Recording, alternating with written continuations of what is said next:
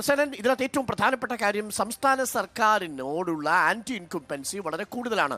K രാധാകൃഷ്ണന്റെ ഇതൊക്കെ കെട്ടിപ്പൊക്കിയ ഒരു ഇമേജാണ്, ഊതിവിർപ്പിച്ച ബലൂണാണ് എന്നാണ് സോയ ജോസഫ് പറയുന്നത്. അതാണോ ഈ മണ്ഡലത്തിൽ ചർച്ചയാവുക?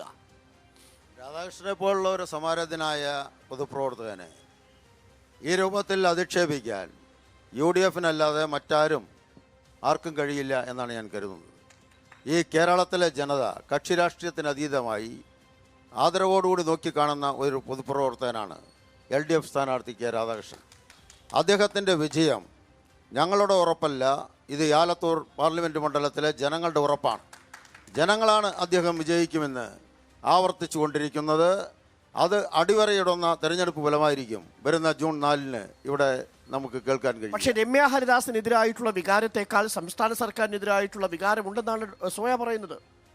സംസ്ഥാന ഗവൺമെൻറ്റിനെതിരായ ഒരു ജനവികാരവും ഇപ്പോൾ നിലവിലില്ല എന്നത് വസ്തുതയാണ്. ആ ജനവികാരം ഉണ്ടാക്കിയെടുക്കാൻ പരിശ്രമിച്ചു. UDF-ഉം BJP-യും ഒരുപോലെ പരിശ്രമിച്ചു.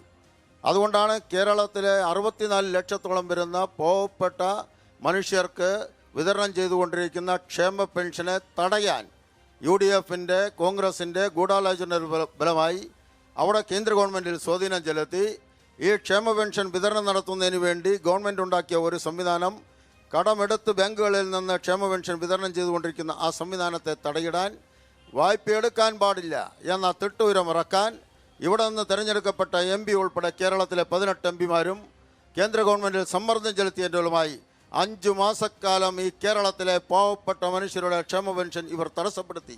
ആ തടസ്സത്തെ മറികടക്കാൻ പരമോന്നത നീതിപീഠത്തെ സമീപിച്ച ഒരു ഗവൺമെൻറ്റാണ് കേരള ഗവൺമെൻറ്. നീതിപീഠത്തിൻ്റെ സഹായത്തോടുകൂടി ഇപ്പോൾ ക്ഷേമ പെൻഷൻ വിതരണം പുനരാരംഭിച്ചു. ഈ വിഷുവിന് മുൻപ് 2 മാസത്തെ കൂടി കൊടുക്കും എന്ന് അക്ഷരം പ്രതി നടപ്പാക്കിക്കൊണ്ടിരിക്കുക. എല്ലാ തടസ്സവും വെച്ചിട്ടും ഈ ക്ഷേമ പെൻഷൻ ഇപ്പോ പറഞ്ഞ പോലെ 3-4 മാസത്തെ ബാക്കി നിൽക്കുമ്പോഴും സുപ്രീം കോടതിയുടെ സഹായത്തോടുകൂടി വായ്പ എടുക്കാൻ അനുമതി തിരിച്ചു കിട്ടിയതിൻ്റെ ഫലമായി നമുക്ക് കൊടുക്കാൻ വേണ്ടി കഴിഞ്ഞു. UDF ഈ കേരളം ഭരിക്കുമ്പോൾ എന്തായിരുന്നു ആ ക്ഷേമ പെൻഷൻ്റെ സ്ഥിതി എന്നറിയാം. അന്ന് 400-ഉം 500-ഉം 600-ഉം ഉണ്ടായിരുന്ന പെൻഷൻ കിട്ടാത്ത പെൻഷനല്ല, ഇന്നത്തെ 1600 രൂപയുടെ പെൻഷൻ. അന്ന് 30 ലക്ഷം പേർക്കാണ്, ഇന്ന് 62 ലക്ഷം പേർക്കാണ് കേരളത്തിൽ വിതരണം ചെയ്യുന്നത്. കേന്ദ്ര ഗവൺമെന്റ് ക്ഷേമ പെൻഷൻ മാസം 200 കൊടുക്കുമ്പോൾ ഇവിടെ 1600 കൊടുക്കുന്നത്. ഈ രാജ്യത്ത് മറ്റെവിടെയും ഇല്ലാത്ത ക്ഷേമ പെൻഷൻ വിതരണം ചെയ്യുന്ന ഗവൺമെന്റിന് അനുകൂലമായ ജനവികാരമാണ് ഈ